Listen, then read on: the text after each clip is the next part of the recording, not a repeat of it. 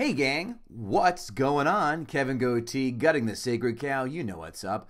Here we are again, brand new week, brand new episode. This week we have a returning guest going after a bona fide 80s sacred cow, and that is Juliette Miranda returns to go after Pretty in Pink. Ooh, all you women from the 80s are going to clutch your pearls aghast because she is vicious. Before we get to it, thank you so much for being a fan of the show. We really appreciate it. For all of our new fans, please give us that 5-star rating, 2 or 3 sentence review on whatever podcast platform you listen to. Like, subscribe, all that good stuff. Can't thank you enough. If you want to advertise, guttingthesacredcow@gmail.com. We love you all. Thank you so much for being a part of this voyage. And it truly means everything to us when we see those kind words roll in on our reviews or tweets or whatever. Thank you so much. Guttingthesacredcow.com every day for those blog articles. And now, without further ado, Juliette Miranda doing Pretty in Pink. Gather round, here's what I know. Just that this cow has got to go. I know some people kinda like it, yeah, it's trending right now. Yeah, that doesn't matter, cause we're gutting the sacred cow. If I can't break your spirit, I sure enough can break your back. No one can believe the superhuman strength of Thunderlips in the flesh, baby. Kevin Israel, name that film. Rocky 3. Bingo! And I'm wearing their shirt today too. Wow, that is a throwback fucking shirt. I fucking love it. And the back, on the back, it has them squaring off. It's awesome. I wore this. I forgot. I wore this. I think to Nicole's corporate picnic, my wife's corporate picnic, and 3 of her underlings were like, "That shirt is fucking awesome." I go, "You're goddamn right, it is." Not a lot of people remember Thunderlips. It was the best quality. part. I know. Are you kidding me? By the way, Rocky 3, the best one of them all. Fight me. I'm not invested I'll in go the in Rocky there. franchise. Fuck no. I have a stripper named Thunderlips, though. Kevin Goatee, Kevin Israel, we're back. Gutting the sacred cow. Here we are. We've got ourselves another returning gutter. Give it up for the infamous, I would say, Juliette Miranda from the Unwritable Rant. How are you, my dear? Hey, guys. Thanks for having me. What's happening? How are you? All good. You know, it's only 70 degrees or so here in New Orleans, so I guess I'm managing. I'm going to double down on Kevin Israel's fuck you. No, yeah, it's spectacular. It's a comfortable 27 here. Yeah, balmy. It's the humidity that makes it. Yeah, it's a dry cold. Yeah, you know, you can't shovel humidity. Every day I'm like, why am I still here? Anyway, Juliette, you may remember her from trying to gut the 1997 classic Scream. Her husband, of course, David, the producer, 2 for 2, Goonies and Dirty Dancing in the bag. But today, Juliette has selected, my God, I sound like I'm from New Orleans, has selected a film that has drawn the ire of white women who are 35 and above, especially one that I am married to. She has selected the John Hughes classic, Pretty in Pink. 1986, as I had said, a budget at the time of $9 million, or 9 if you're from Long Island, $40.4 million gross. 2021 $21.6 million budget, 97.2 gross. So almost 5x plus. IMDb, as we know, is a scale 1 through 10 with decimal points to the lady who looks like she just saw down a major California sequoia tree. Juliette, what did Pretty in Pink get on IMDb? Oh, Lord, there are a lot of dumb people out there. So I'm going, what, 87, maybe? 1 through 10 with decimal Oh, points. I'm sorry. So 1 through 10, that's 8.7. right. 8.7. Yeah, sorry. 8.7. Kevin Israel.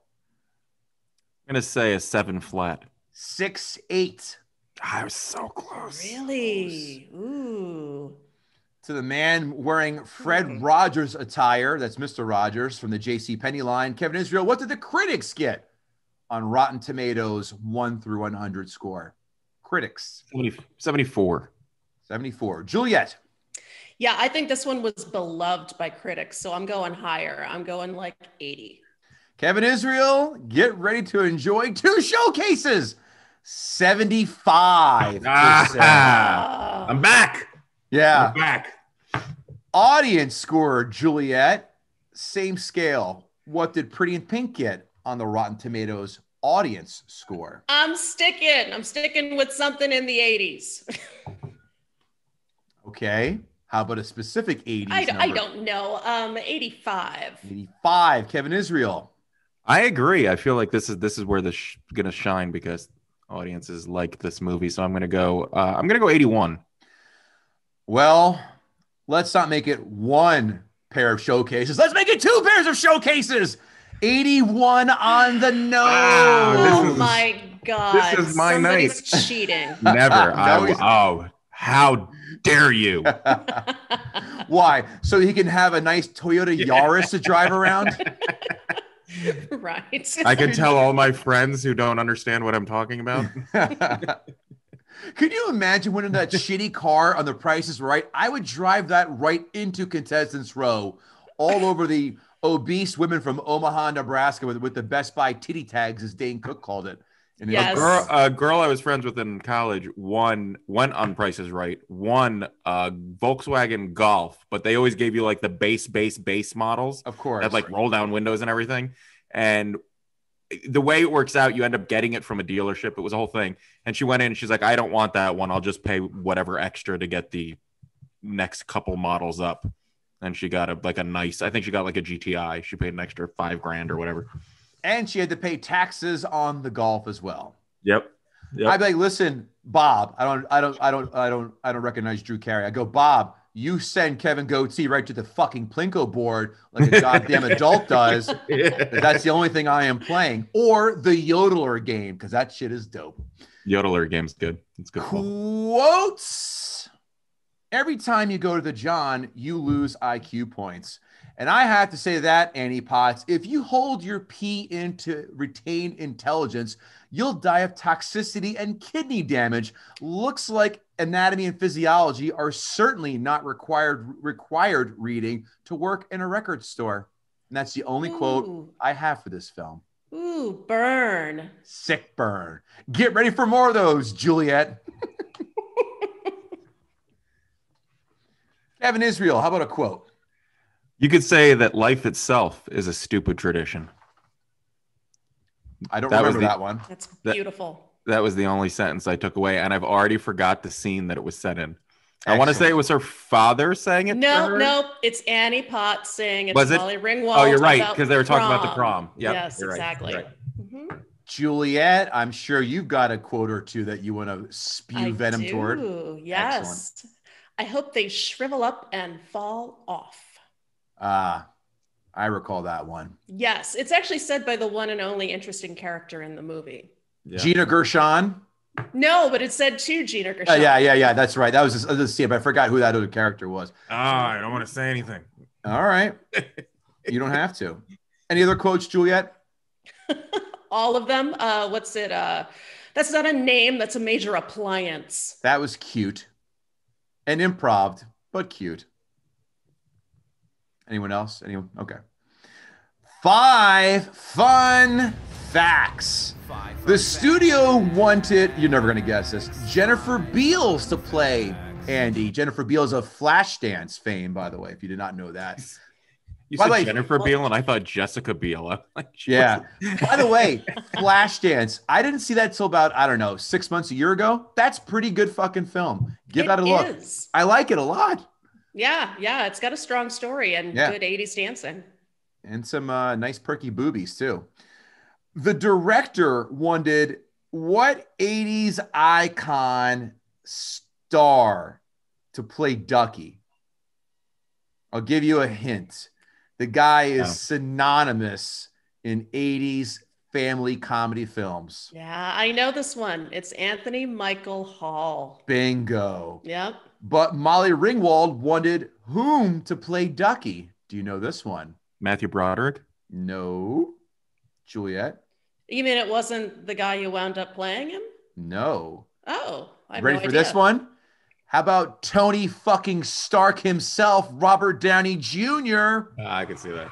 No, actually, No, I can't. No, I could totally see that. Totally. No. And I'll give you Really? and I'll give you a case, and I'll give you your perfect case, and you're gonna say, you know what, Kevin Goatee, you're right. Ready? 3 words. Back to School. His character in Back to School, he could easily pull that off. Yeah, I just keep picturing him from Weird Science.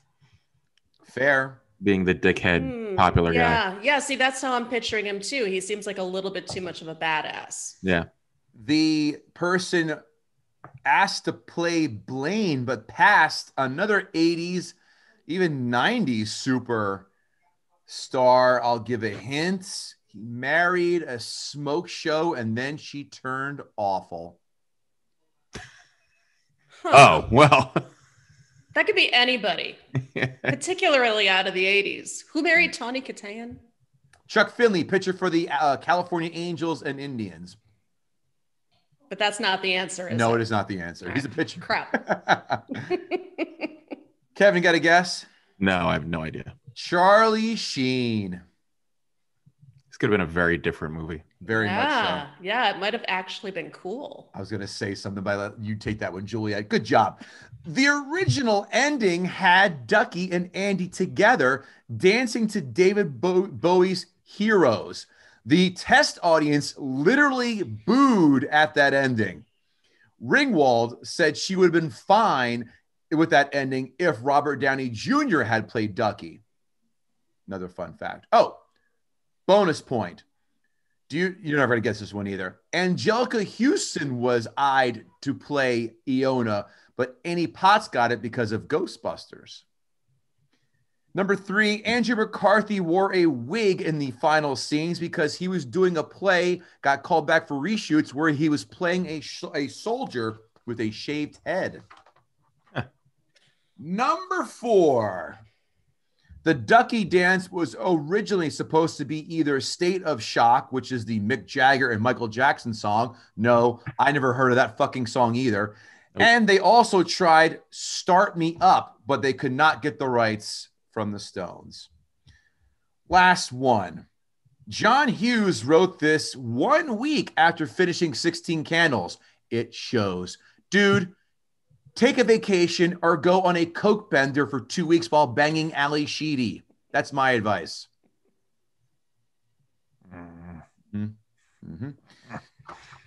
Is that a nail file in your hand? It is. I had to file them earlier. Oh, okay. It's pink too. That's nice. It is. Matches my thong. It is now time for Juliette Miranda, Kevin Israel, to do what she tried to do the first time. I think she's going to get it this next time. But it's now time for Juliette to gut the sacred cow. Oh, I love when our guests sing along. I That's do so great. too. You're the second person to ever do it. Who was the first? Wasn't it Delvin? Didn't Delvin Cox do it? Yes, he did. Delvin did. It was so cute. Wasn't Aww. it? This was adorable. Fuck Ebony and Ivory with Stevie Wonder and Paul McCartney. That was a moment of true racial harmony. Well, just wait. So by the end of the show, we'll be doing Afternoon Delight, I'm sure. Oh. Kev, you need to pull that audio clip and play it for something. I don't know. For giggles? I'll just send you the text file. Please do. Juliette, my dear, the floor is yours. All right. So let me just come clean first in saying that once upon a time, I actually loved this movie. I was 13 at the time, and I had a unicorn on my Trapper Keeper. So that's just kind of like a little bit of background on where I was in my head. Today, though, this movie is a movie where everybody sucks. They're all just shitty, horrible people who do nothing but sit around and brood and whine and complain. And I think the person who does this the most is the character of fucking Ducky. He's not an underdog, he's a dick.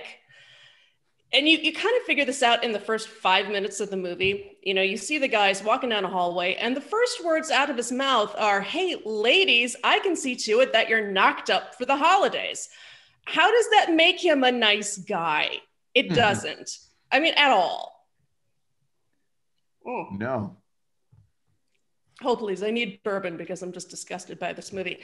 So the guy just freaks out on Andy all the time. And the second he finds out that she's got some guy that she's seeing, he has this major meltdown on her because all of a sudden, you know, his little object of his affection loves somebody else, and now he's going to cry. And I get it on one level. Yes, you love this person, she doesn't love you back, but that doesn't give him any recourse to go and say, make out with her friend later on in the night, or to threaten to beat up the guy that she's dating, or to do any of the other horrible things that he does. So I'm disgusted by Ducky. He's just the worst. And then following that up would be Molly Ringwald's character, Andy, who's just a pouty, mean girl without any money.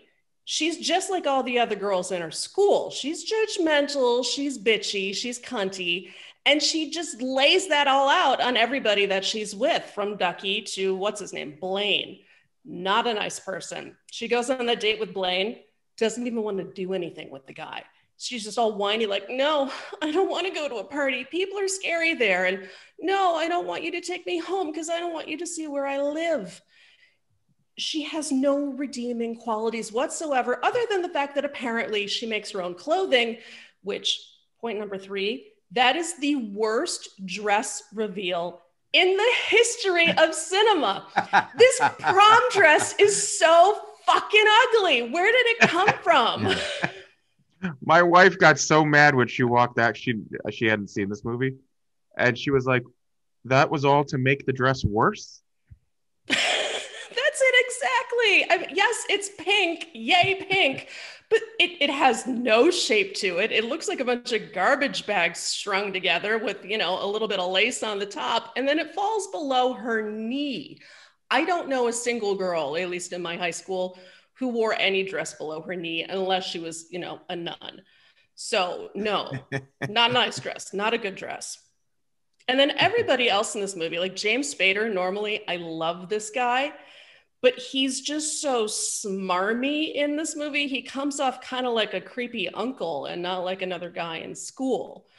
And then the most underutilized character is Harry Dean Stanton, who plays her dad. And his character just kind of exists to showcase where Ducky will ultimately end up in life, which is...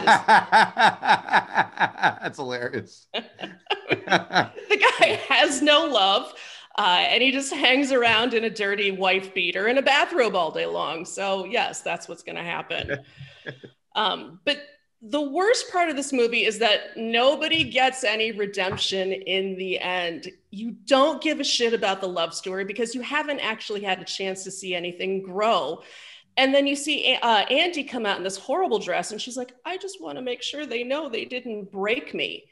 If she wanted them to know that, what she should have done, instead of hooking up with Blaine at the very end, is hooked up with Andrew Dice Clay, brought him to prom, and made out with him on the dance floor, because that's what I would have done.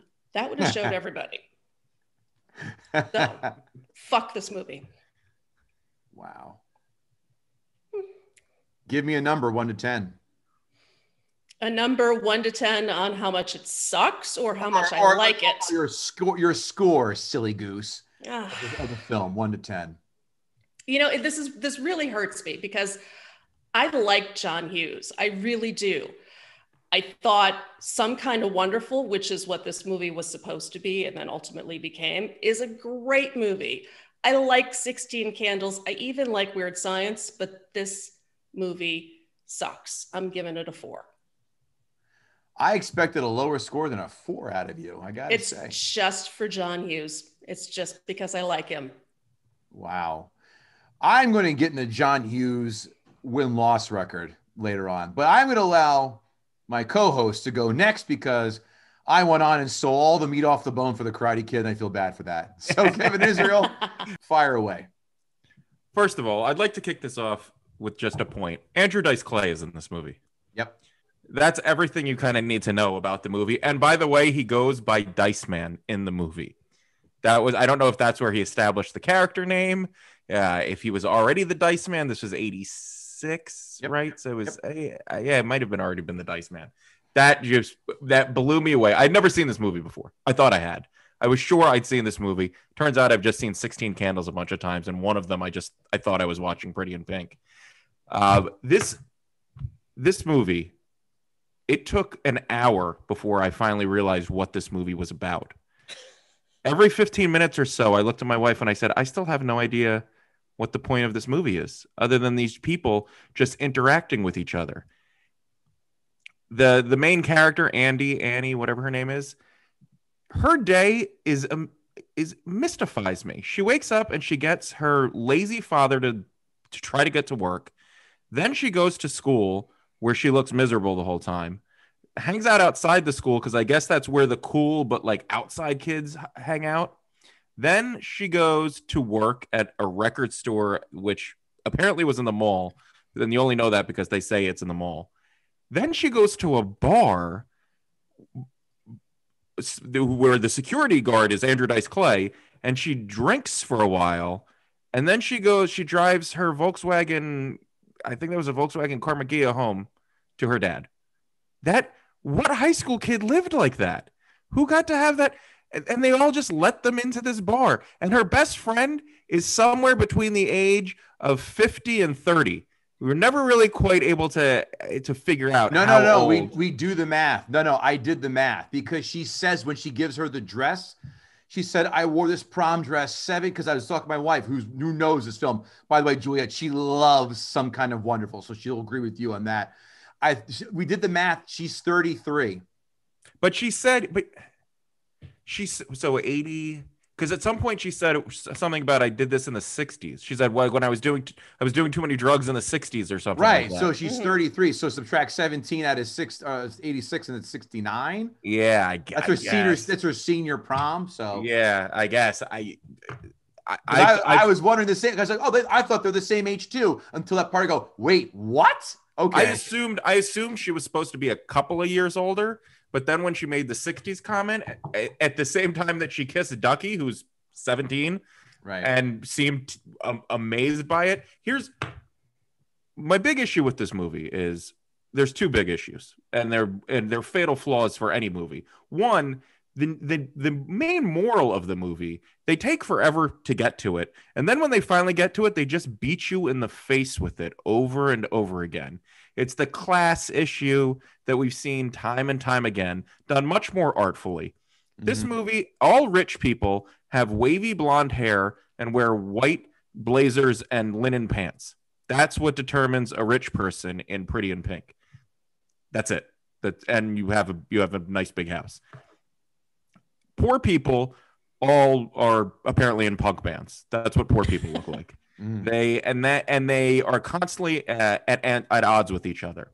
And the point that Juliette pointed out when they go to the party, and it was just so painfully done that they go to the party and she's miserable at the party because they're all rich and they're mean to her. And then she goes, well, I want to go to my place. So she goes to the weird bar that lets kids in, and Ducky is mean to the rich kid and he's uncomfortable, and they leave.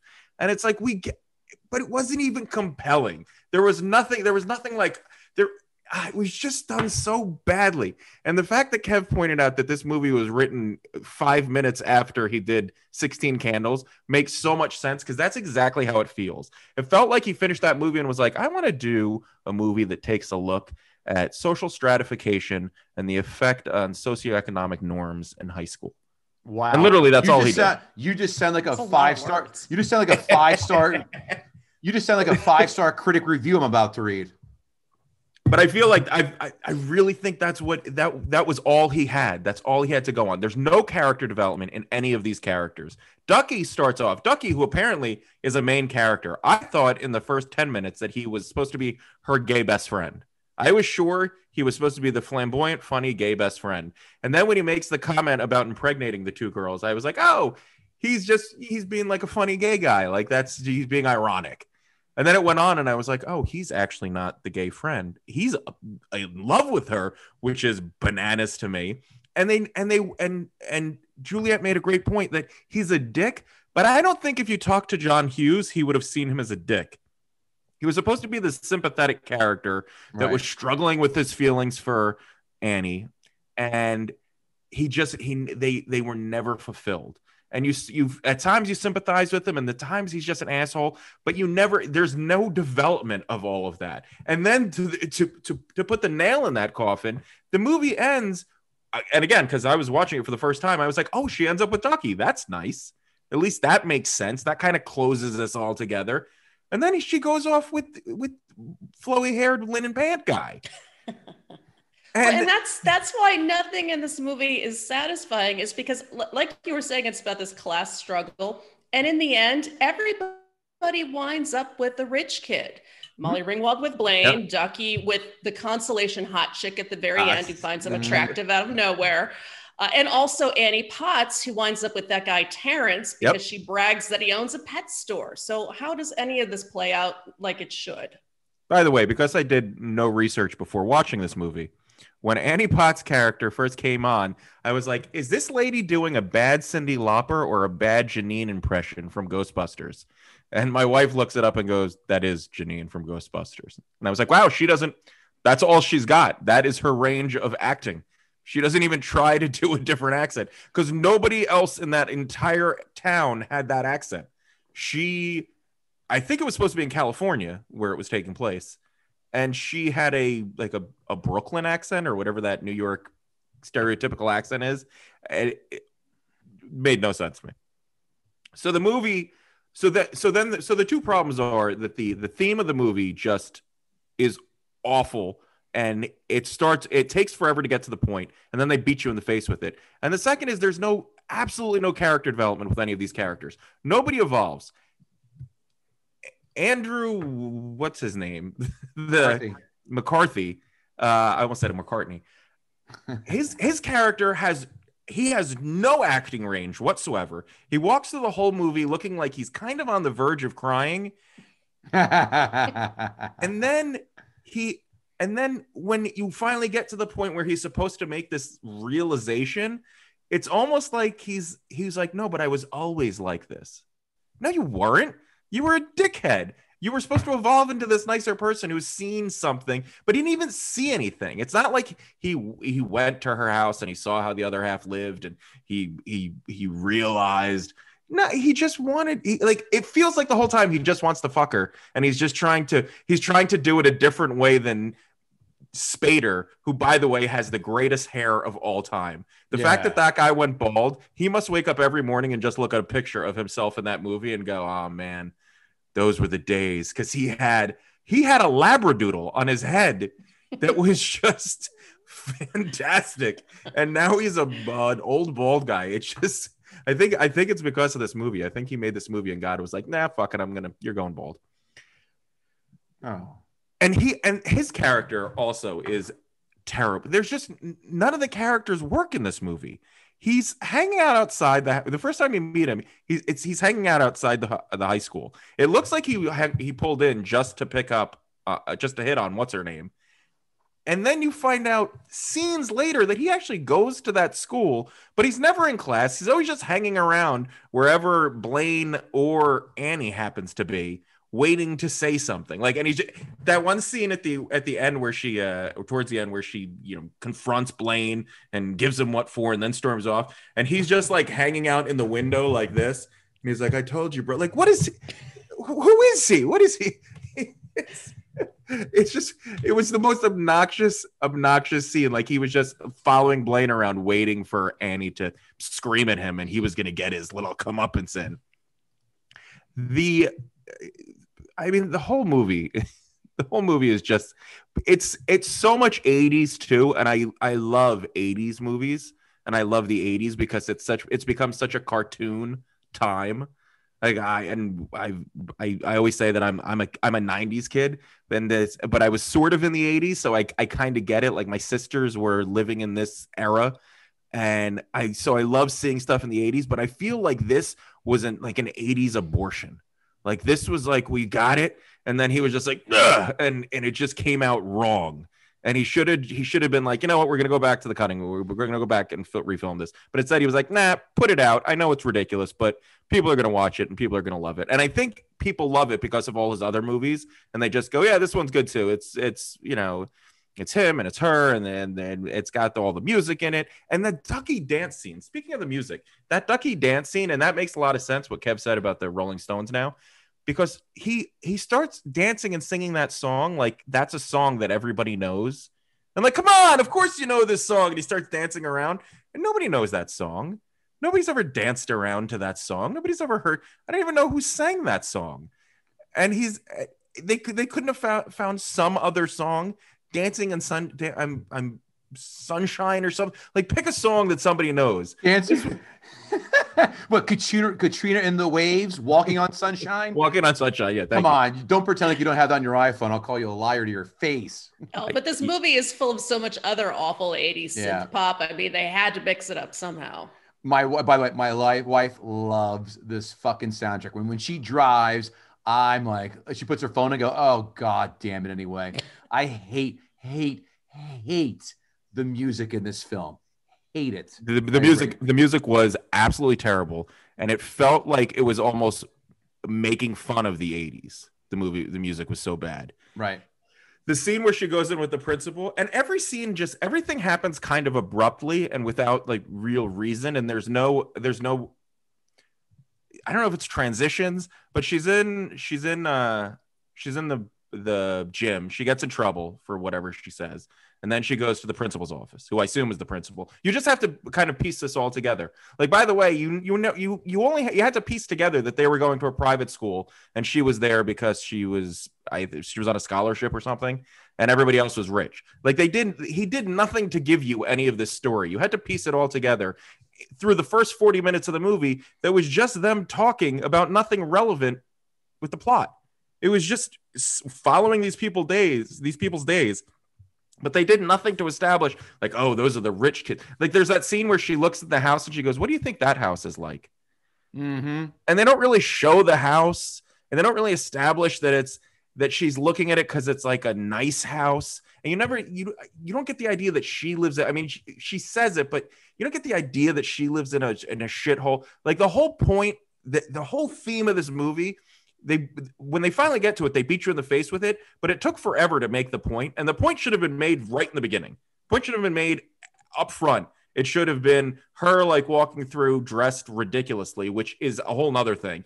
I guess she wants to be a fashion designer and she dresses like Peter Parker's aunt. Like who?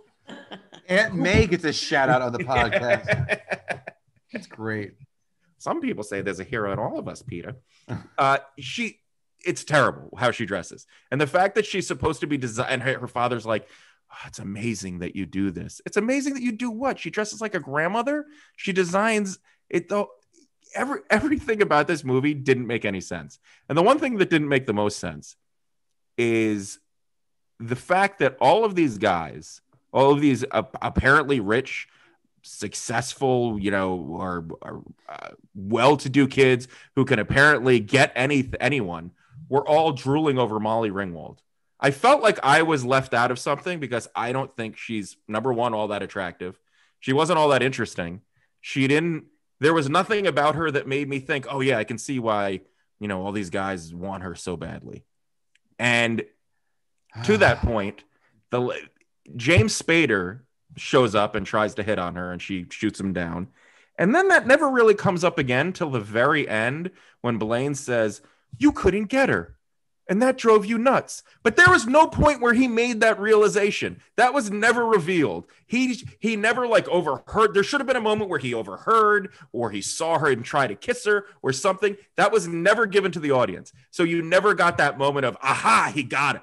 He just says, well, you couldn't get her. Why? Why does he know that? Why does he think that? The movie was pieced together so badly. The story never flowed. the moral of the story just felt like so condescending because it was just done so badly, and all the characters sucked just terribly. And Juliette was absolutely right. Every character was just a piece of shit. They were all just terrible people. The nice guy who was the father wasn't. He was just a lazy bum. Like, they should have made him an alcoholic or something. Like, he was just lazy. Like, Wasn't he? Wasn't he? I mean, he was drinking beers that one time, but you never got the feeling that he was. There was no actual struggle in this movie. Like, she was kind of poor, but she had a cool car and she designed her own clothes and she was going to go to college. Like, the rich people were rich, but they were all assholes and like whatever. And she got to hang out in a bar with a bunch of cool punk kids. So was her life all that bad? Was it so terrible? Like, it wasn't. There were no stakes in this movie. There was absolutely nothing that made you feel for these characters or care. I think that was the biggest thing for me. I just didn't care about any of them. Literally, they all could have died in a fire at the end of the movie, and I would have been like, that would have been the satisfying ending for me. Because this movie was just a pile of shit that was long and boring and slow, and the dialogue was ridiculous. I hated this fucking movie, and that's why I said fuck you, Juliette, at the beginning of this, because I could have just gone the rest of my life thinking that I'd seen this movie, and I apparently never did, and now I did, and I hate it so much that whenever it comes up, I'm just going to get mad at people. So yeah, that's my thoughts. Fuck this movie. I was going to say, when you said that they could all die in a fire, wouldn't that have been a better ending if you see the house on fire, they can't escape, and then you hear Stuck in the Middle with You, the song from Reservoir Dogs where Michael Madsen cuts you off, and then you see Ducky doing the Ducky dance as he's shaking the gas can out, like the last few drops. Molly Ringwald with one match in her hand. Yeah. What's that? I can't hear you. Fuck, I love that film. God, I love it. Kevin Israel, give me a score. 3. You gave a lower score than our guest who hates this fucking film. You know what? Had I known about this movie, I might have chosen to gut it myself. That's how much I hated this movie. Do you hate this more or less than The Shining? Oh, I got him. Ooh. I think I hate it more. Wow. Yeah. Whoa. No, I hate it more. I do.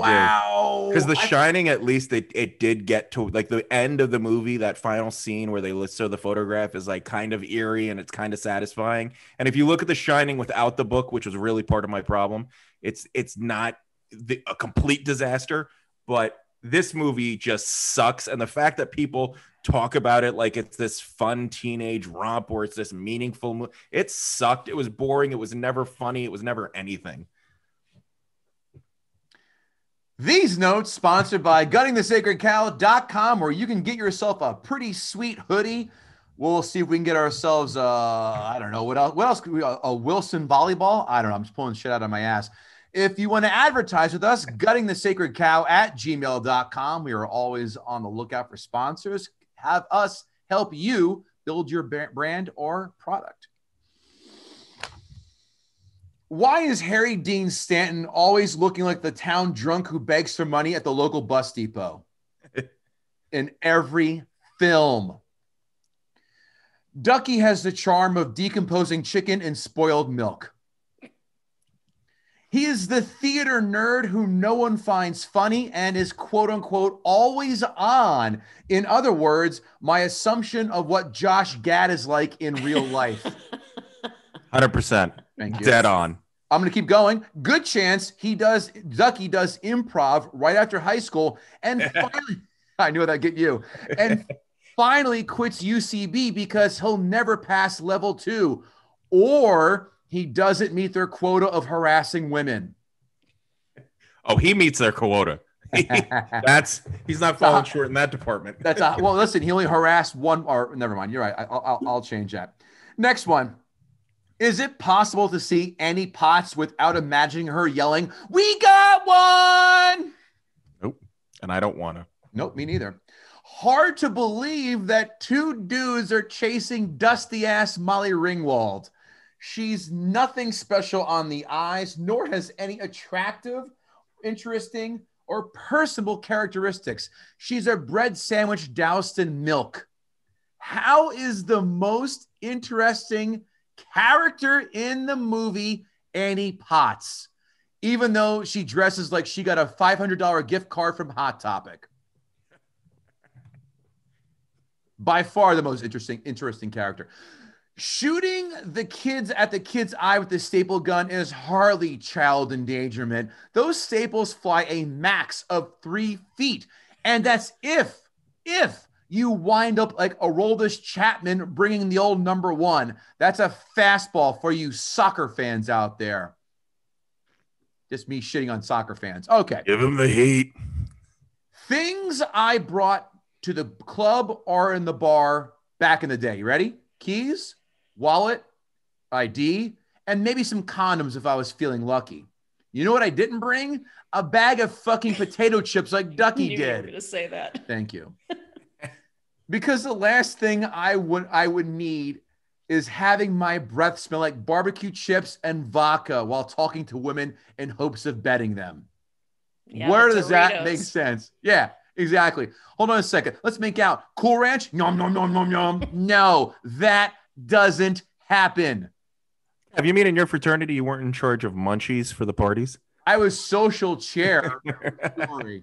Can you believe And that just meant you were in charge of getting all the other guys laid. Well, yeah. Molly Ringwald's sunglasses look like something Max Headroom would fart out. Google that reference if you're under the age of 37. Sorry. In 1986, Ducky would be called persistent. In 2021, he'd be called a sex pest, Me Too'd, and pepper sprayed 3 times a week. I've never heard the term sex pest before. Really? That's first time for me too. I'm kind of really? fascinated by it. Yeah, I feel like I just learned something. You know you failed as a parent when your kid has to wake you up to find a job. Yeah. I'm still dumbfounded 35 minutes into this slog that James Spader is cock-blocking his friend over a Topeka, Kansas 4 who has the personality of the T-1000. Where is the security guard in that record store? And why is he not raping Ducky with a mag light while he's singing and dancing? Ducky is right about one thing. I never met a guy named Blaine who did not have a cold fish handshake. How many guys named Blaine have you known? I've never met anyone named Blaine. I know named people. Oh, Blaine Gabbert, quarterback in the NFL, used to be a quarterback in the NFL, and Blaine, one half of the gay duo on In Living Color's Men on Film. Oh. Snap. 2 snaps, a twist, and a kiss. Hated it. Want to go home and change? I already did. That was another quote I forgot to add. Guys. Oh, I had that written down. Yes. Guys. And then he follows it up with, oh, she's like, we could go hang out with your friends. He's like, maybe under a rock. Yeah. Crawl under a rock. And then he's like, oh boy, sorry. Like, you didn't, what do you have, Tourette's? You didn't realize. Super nice guy right there. I love, and if that was me, I just pull the list out of my pocket and just cross off butt sex after dropping that one on her. There's no way you are rebounding from saying something like that unless the girl is pathetic as Andy is. A young Gina Gershon, ooh la la. Guess who just went to YouTube some of her scenes in Bound? Be right back in 4.5 minutes, kids and showgirls. And that's the best movie. I love Bound. Bound is I really great. do. It's a good Bound movie. is so underrated. And she still looked like she was in her 30s in high school. Yeah, but that's the good kind of 30s. Right Yeah, there. it is. The No, I dirty know, kind. but yeah, The Stifler's mom kind of 30s. Ducky was the only one who I thought he could be in high school. Speaking of Ducky, Annie Potts looks like she got raped and dosed after Ducky kissed her. yeah. Except then she's like, "Oh, did he have strong lips? Because when the duck man kissed me, my knees went weak." Yeah. Really, he's a 17-year-old kid. Yeah. And also, that's a great point, Kev. Thank you. It wasn't clear whether or not when the kiss happened, it wasn't clear whether it was supposed to be rapey or hot. I took it as rapey. I took it as double rapey. But then she talks about it and she liked it. And it's like, She wow, liked it.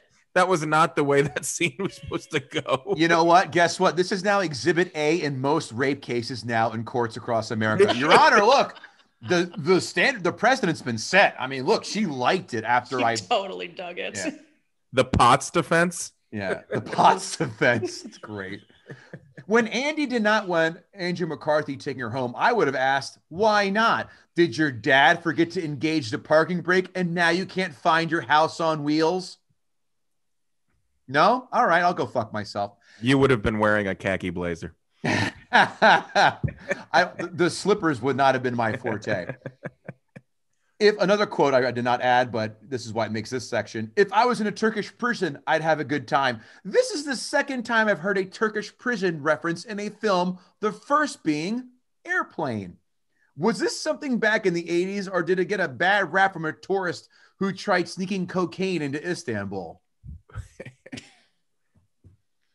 Turkey was very big in the 80s. I can't believe the two of you didn't go nuts with this one as I'm about to. How dare John Hughes put the handcuffs on Andrew Dice Clay in this film? He should have had him riff like, you banging fire crotch? Make sure you wear a flame retardant condom. Oh, go. Yeah, there you go. To smoke the cigarette. Go get the girl who was in Ghostbusters. I want to have a three-way with her, and then James Spader and I can cross the streams all over her face. Oh. Last one. Hickory dickory dock. I would not let Molly Ringwald touch my cock. Oh. I love how the dad is still in his bathrobe at 11 p.m. when Andy gets home. He must have had a hard day smoking cools, drinking Miller High Life while watching his stories all day long. She tells her dad she's in love after the first date. I get she's a teenager, but I'll hit the fucking floor if and when my daughter says that. And then I'm going to put her in a cage like Hannibal Lecter was in Silence of the Lambs and homeschool her until she's 25. Andy's mom sounds like an A1 piece of shit. I love to see which guy from the bowling alley she pours beers at left her for Andy's dad. Spader has balls of fucking steel, smoking cigarettes whenever it strikes his fancy. And here I was thinking I was a hot shit rebel when I wore a Beavis and Butthead shirt that said hell on it. I am a pussy compared to Spader. I'm going to automatically add half a point to my score for having an 80s music montage while Andy was planning her dress ideas. Again, thinking pieces with a music montage, shopping montage in the 80s with 80s music, you get a half a point from me every fucking time. Oh, all Andy had to do was put her mother's picture face down in her drawer for closure. Good. Got it. Guess who just saved thousands in therapist money? All of our audience now. You're welcome. Token black couple dancing and first black people seen in this film, an hour and 30 into an hour and 38 long minute movie. Congratulations, John Hughes. This would not fly in today's climate. Luckily, you're dead. Ducky's prom outfit. Did he not look like an autistic Dracula or what? I will give him that prom outfit, though. I knew a lot of guys in high school who would have done the exact same thing. They had no, well, and they were wearing like their dad's clothing too. So it was always oversized and it never quite worked on them. So I will give that a little bit of a point for authenticity, but it still sucked. Yeah, I grew up in the 90s too, and I went to my prom. Guess who was not wearing goth attire? Me. And I love The Crow. Great fucking film. Next, he said, Andrew McCarthy said he believed in her. Believed in her for what? What the fuck am I missing here? She exhibits zero unique characteristics, except for she can't be bought. But I bet if James Spader hit her old man up with a job offer, he'd take her to Albania and auction her off with Liam Neeson's daughter in Taken. I told you I'd find you. I have a very particular set of skills. So good. Christy Swanson giving Ducky the hairy eyes to end this cow shit spectacular made me yell out, that doesn't happen. It's a great call. It's a great call. I yelled it out. My wife was watching with me. She goes, I knew that was coming. I go, oh, you stop this now. Christy Swanson is a Vegas 9.5 with this little dildo who's trying to think he's in the prequel to The Craft. No. And you know what? You know they shoehorned that in when they did the new ending, and they're like, "Well, we got to do something with Ducky. What's he going to do? Just give us some hot girl." I hated this film as a preteen. As an adult, I would love to send out a Serbian death squad to destroy every copy as an adult. John Hughes is the epitome of hit or miss, and I'm going to go through the list. Ready? Mr. Mom, hit. The First Vacation, huge hit. 16 Candles, miss. Sounds like we're playing Battleship, right? Breakfast Club, miss. Weird Science, miss. Ferris Bueller's Day Off, huge hit. Some Kind of Wonderful, miss. Planes, Trains, and Automobiles, huge hit. Uncle Buck, huge hit. Home Alone, hit. Home Alone 2, miss. Great Outdoors, hit. European Vacation, miss. Christmas Vacation, hit. Did not see She's Having a Baby, Curly Sue, or Dennis the Menace. Oh, he did Dennis the Menace? Yeah. Holy shit. Did I mention that Ducky has the charisma of a child rapist? Just making sure. I give this film a 2.5 out of 10. Fuck this film. John Hughes bats 500 or less. He's so loved.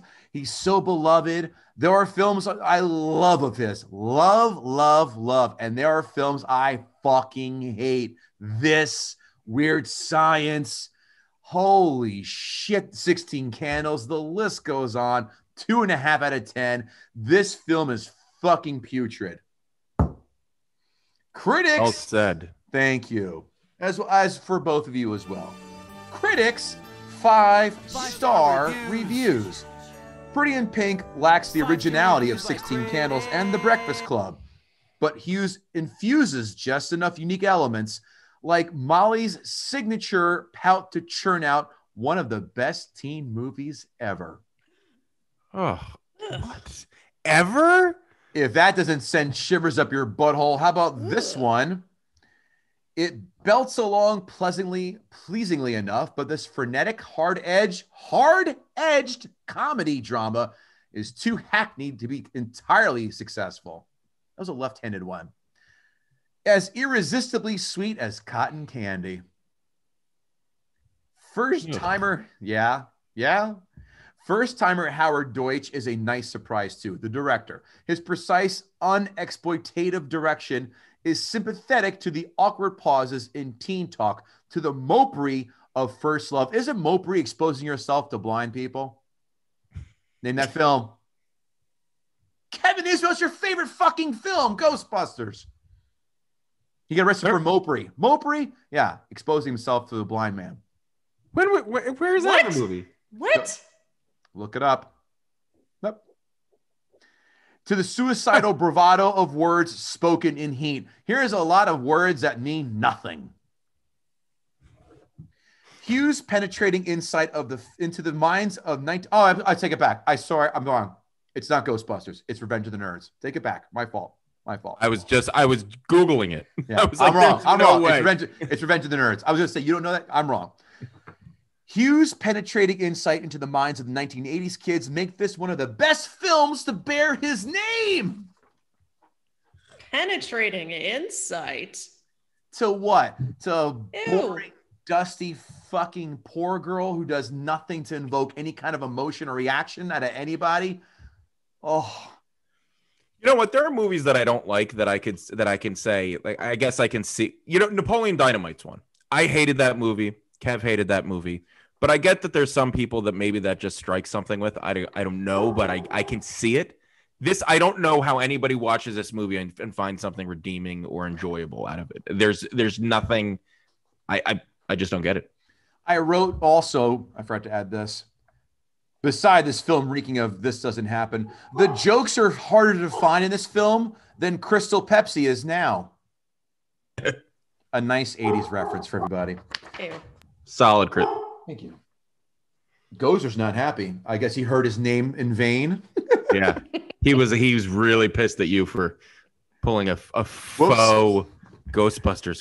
I know. Is it perhaps too much to ask that a John Hughes film bear the standard for class warfare in the 1980s, especially when the film was so tone deaf in depicting its subculture's milieu? Oh, that's milieu. Excuse me. Right up there with Zeitgeist. Yeah. What is more pretentious than this movie is? Is your salmon farm raised or is it what's farm raised? What's the thing they say? Or wild, raised in the wild or farm raised? Wild caught. Wild. I was going to say wild caught, but I didn't think that was right. Wild caught. That's that same asshole who does that. And then pretends to dump out his pipe in between his third and fourth brandy. Critics, 1-star reviews. Neither author Hughes nor director Howard Deutsch can stop the needle getting stuck into an all-familiar groove. Agree. As a Gen X member, I will be flogged for saying so, but this movie sucked. That was a critic? Yeah. Good for him. Unfortunately, she gets straitjacketed in her current movie by a script that settles for black and white pronouncements instead of the delicate shades of gray that Ringwald employs. Oh, is she Meisner or Stanislavski trained, guys? I couldn't tell. That's giving her way too much credit. Oh, what's next? Is fucking Stifler up for an Academy Award? Are we going to throw that out there as well? Which I would not be opposed to because American Pie 1 and 2, perfect. Someday I would like to discuss the evolution of Stifler in those movies, but that's for another time.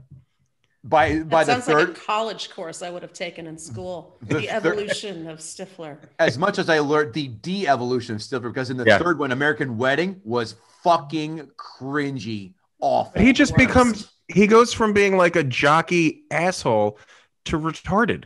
To a cartoon, yeah. Yeah, like in the third one, he's just an idiot. Like he was an asshole in the first one. And goofy. And then they just, what's that? And the second one. Yeah, right. He was that asshole friend that everybody likes for some reason. And then in the end, he was like this special needs kid.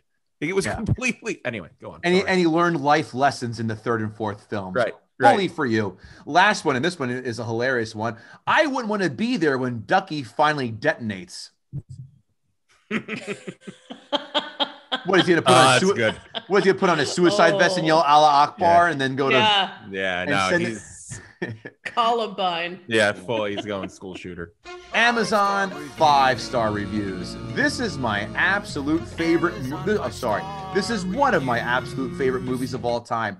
I grew up watching this with, yes, my daddy. He passed away recently, so I love watching this and remembering the time spent with him.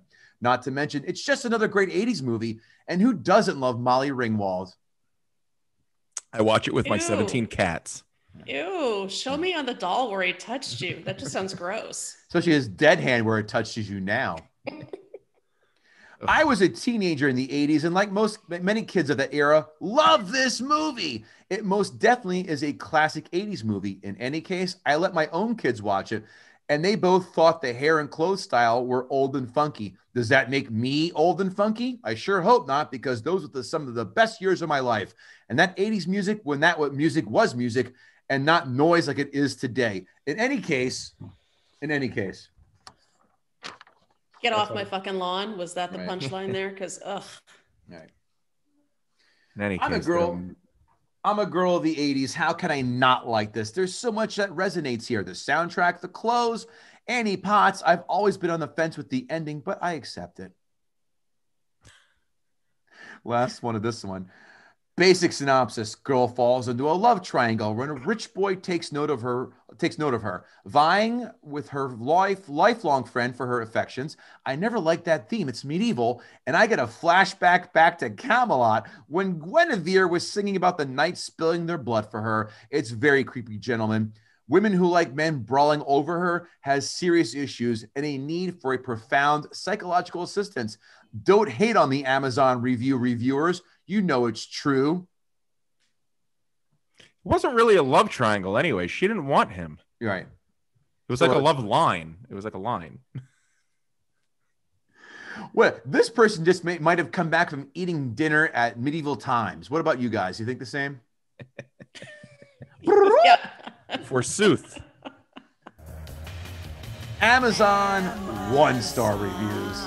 I figured I would give this movie a shot since it was free on Prime, and it kept, I knew that was going to get you, and it kept coming up on my list to watch. So I watched it, and I don't ever want to see this overrated movie ever again. I would be ecstatic if this preppy cringe fest never appears on my Prime feed ever again. By the way, preppy cringe fest sounds like something AC Slater would say that Zach Morris's home porno movie collection looks like. What an awful movie. Not only is it boring, but it glamorizes Ducky's stalker behavior as sweet and Blaine's blatant manipulation as romantic. I want my hour and a half back.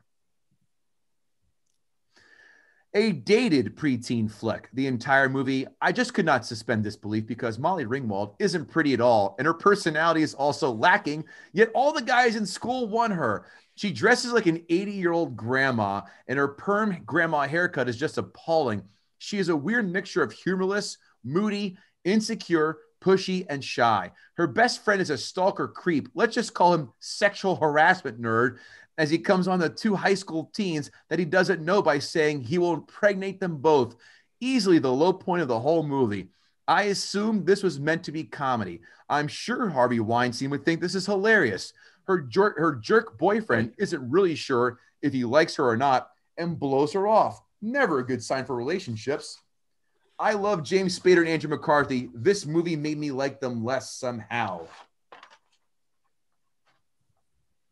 That review made me like the movie more. Is that possible? Okay. I just hate that person so much. I know when you hate the reviewer so much. Seems good. Wait, I love that reviewer. That reviewer hit every fucking note on to a T. Is that my spirit animal calling? Okay. I grew up in the 1980s, and I did not know about Molly Ringwald until recently. So I went and got Pretty in Pink, and let me tell you, it was pretty lame. Molly plays a nobody named Andy who dresses up in old lady's clothes. Her mother walked out on her and her father 3 years ago.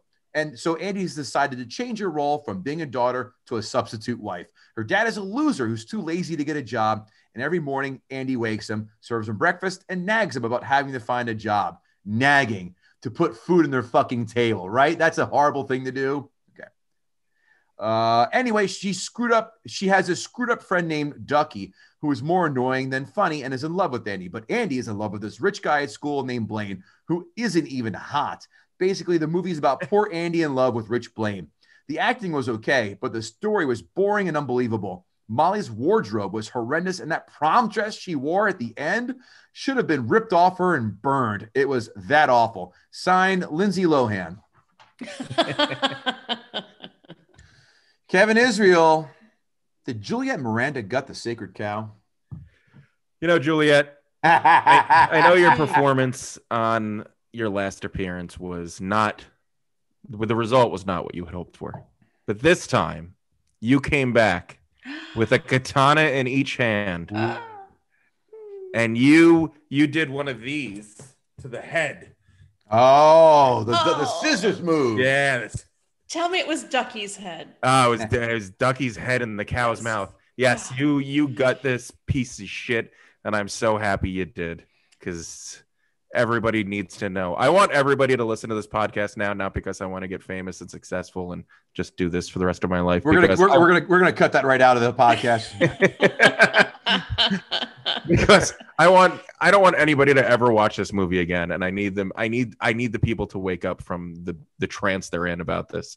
So good job, kudos to you. Yes, thank you. I will co-sign in that gutting, but yeah, I will say this was like you had a man on third base with no outs. This was not going to take hard work to get that runner home here. This film stunk, but on your own merits, you did do the job. So let's give credit where credit is due.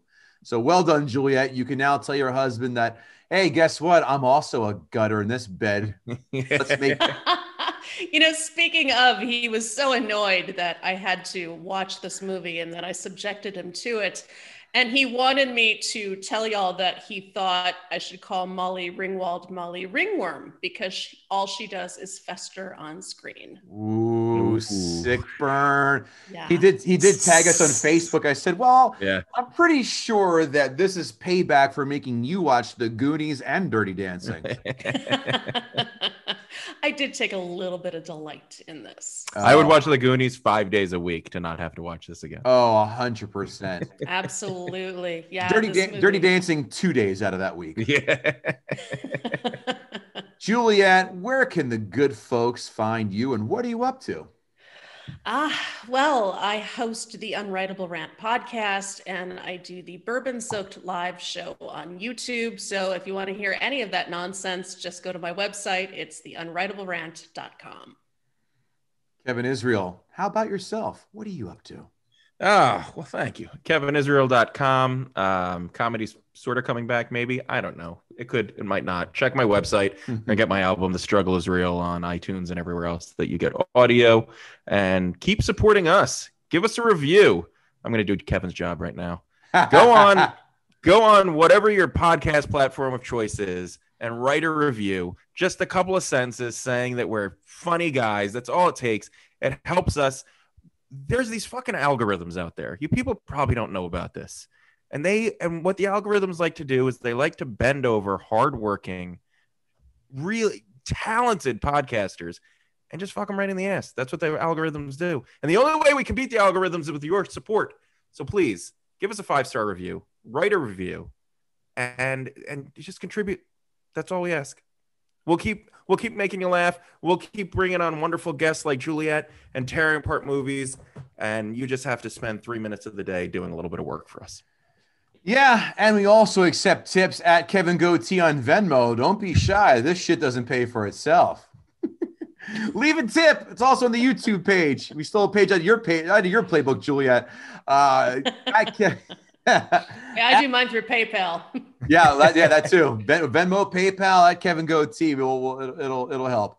KevinGoatee.com at GTSC podcast. GuttingTheSacredCow.com every day, as we all know, has reviews, our list of 10, the movies we've seen, and of course, That Doesn't Happen, our brand new segment where we watch something that they try and pass off as regular occurrences in movies, but it just doesn't happen in real life. So GuttingTheSacredCow.com every day. And that's that, guys. We had a blast with you yet again, Juliette. You're always a delight as your husband. As always. Thank you. Yeah. Thanks. I had a blast. I really appreciate you having me on again. I mean, I had to do it again since David did it twice, and we have to be even in everything we do. Of course. Equity. That's going to do it from us at Gutting the Sacred Cow. Have a good one, folks. Take care. See you later.